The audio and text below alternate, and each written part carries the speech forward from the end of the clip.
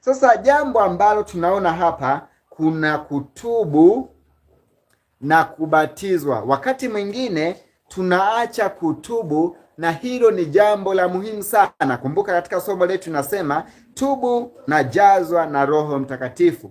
Walipomuuliza Petro kwamba tutendeje ndugu zetu, Petro aliwaambia tubu mkabatizwe mpate kujazwa na Roho Mtakatifu. Kwa hiyo jambo la kutubu ni la muhimu sana, na ndio maana hata ukiangalia ule mtiririko wa kuomba ambao Yesu aliutoa, hili la kutubu lipo, ikimaanisha kwamba si kwamba Yesu alitoa ile sala ya Baba yetu ambayo imezoeleka kwa sala ya Baba yetu, kwamba aliitoa tu tunaomba vile tu. Hapana, isipokuwa ule ni utaratibu ambapo kwamba unapoomba kwenye ombi lako, hakikisha vipengele vile umevigusa.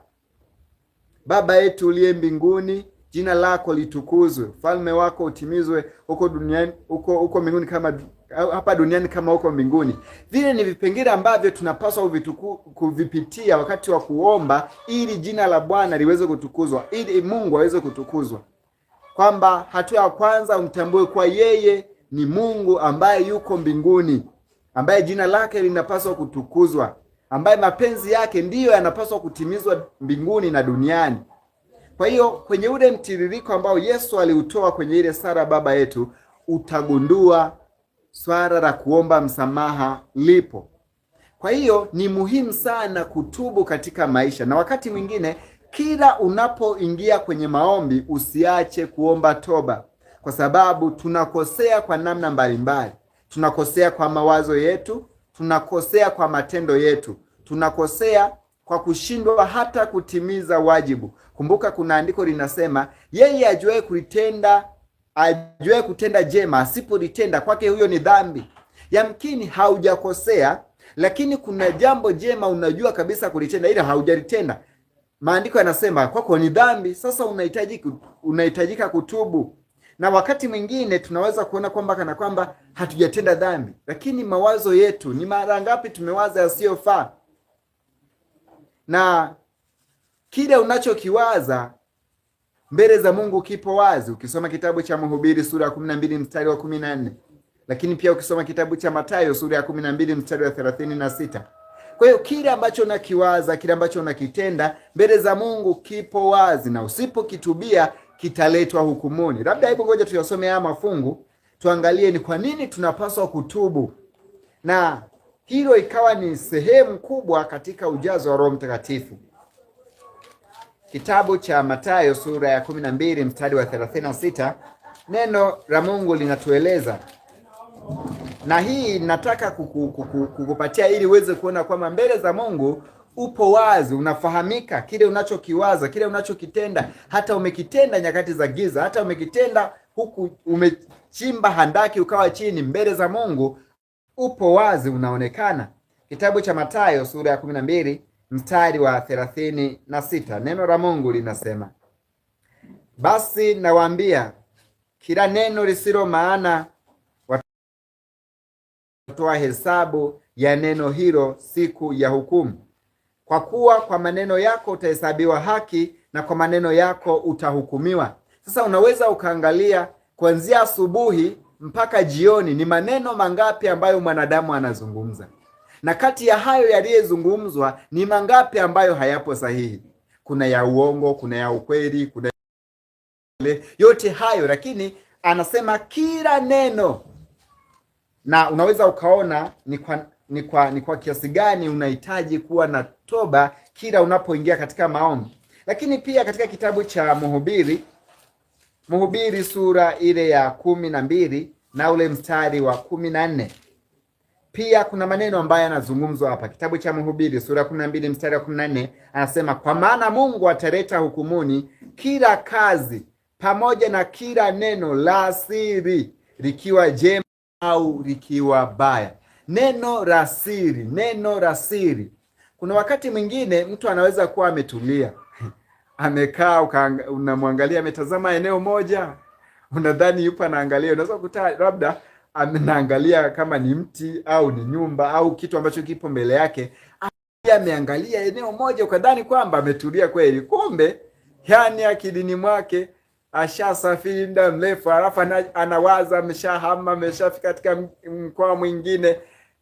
Kuna maneno mengi ya siri yanazungumzwa ndani ya nafsi zetu, na hayo yote yako wazi mbele za Mungu. Kwa hiyo kwa sababu hiyo tunapaswa kutubu pale ambapo tunakuwa tukiomba, na katika hatua hizo za kujiweka wakifu kwa kutubu, kwa kuendelea kuomba, kwa kuendelea kushikamana na Mungu, ndipo Roho wa Mungu atakapokaa pamoja nasi. Lakini pia hapa kuna jambo ambalo nilitamani niligusie kidogo, ambalo limekuwa likileta mkanganyiko sana, kwamba juu ya kunena kwa lugha, ambalo ni tukio lililotokea siku ya kujazwa kwa Roho Mtakatifu na kazi ya Roho Mtakatifu katika maisha yetu. Walio wengi huwa wanalitumia vibaya na kulielewa vibaya, jambo ambalo Paulo aliweza kulielezea vizuri kwa upana, na tunapaswa kulitambua kwamba kwa nini tunaomba Roho Mtakatifu. Ni kweli tunatamani kujazwa na Roho Mtakatifu, lakini tunapaswa kujua, maana usipojua umuhimu wa jambo unaloliomba haina maana ya kuliomba sasa.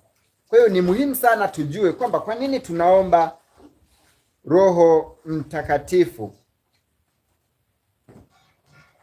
Kunena kwa lugha ni kalama ambayo inatolewa na Roho Mtakatifu, japo limekuwa likifahamika kwa wengine vibaya na wengine wamekuwa wakilitumia vibaya. Cha kwanza, kunena kwa lugha inapaswa iwe ni lugha ambayo inafahamika.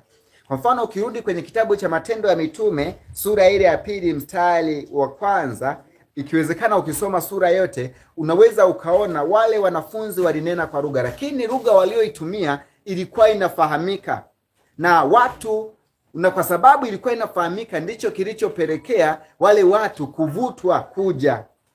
Kwa hiyo wale watu wakawa wamekuja kwa sababu walisikia wakizungumza lugha ambayo wanaielewa, wakawa wamekuja kwa mshangao, maana wale watu waliokuwa wanazungumza lugha hiyo si lugha yao, ila waliongozwa na Roho Mtakatifu. Kwa hiyo wakawa wamekuja wakiongozwa na yale maneno ambayo yalikuwa yakizungumzwa. Lakini pia kunena kwa lugha si kwa ajili ya waumini, ni kwa ajili ya wasioamini. Kwa hiyo kama Mungu anatamani kuvuta watu wasioamini, atawatumia watu waaminifu ndani ya kanisa kunena kwa lugha, na lugha ambayo inafahamika na hao ambao Mungu anakuwa amekusudia waweze kuvutwa au kusikia ujumbe ambao Mungu amekusudia. Na hilo uthibitisho wake upo kwenye kitabu cha waraka wa kwanza wa Yohana sura ya 14 mstari ule wa 20, kuanzia mstari wa 20 mpaka 22. Anasema, ndugu zangu, msiwe watoto katika akili zenu, lakini katika uovu mgeuzwe watoto wachanga, bali katika akili zenu mkawe watu wazima. Imeandikwa katika Torati, nitasema na watu hawa kwa watu wa lugha nyingine na kwa midomo ya wageni, wala hata hivyo hawatanisikia, asema Bwana. Mstari wa 22 ambayo ndio pointi yangu ilipo. Basi hizi lugha ni ishara, si kwao waaminio, bali kwao wasioamini. Lakini kuhutubu si kwa ajili yao wasioamini, bali ni kwa ajili yao waaminio. Kwa hiyo kunena kwa lugha, lengo kubwa ilikuwa ni kuwavuta wale wasioamini, na ndio maana kupitia ile kunena kwa lugha watu wengi waliokuwa maeneo ya pale jirani waliweza kuvutwa na wakasikiliza habari ya Injili, na siku ile walibatizwa watu wengi. Kwa hiyo ni muhimu sana kumwomba Mungu aweze kutupatia Roho Mtakatifu, na huyo Roho Mtakatifu ana kazi kadha wa kadha ambazo ni za kila siku. Roho Mtakatifu ni mwalimu, hutufundisha. Roho Mtakatifu anatukumbusha kuenenda sawasawa na maagizo ya Mungu. Roho Mtakatifu anatuombea, ni mwombezi, maana yeye huwa anatuombea kwa kuugua. Wakati mwingine maombi yetu yanakuwa hayana kicho, hayakizi vigezo, lakini Roho wa Mungu anatuombea kwa kuugua. Kwa ni muhimu sana kuweza kuomba nguvu ya Roho Mtakatifu katika maisha yetu.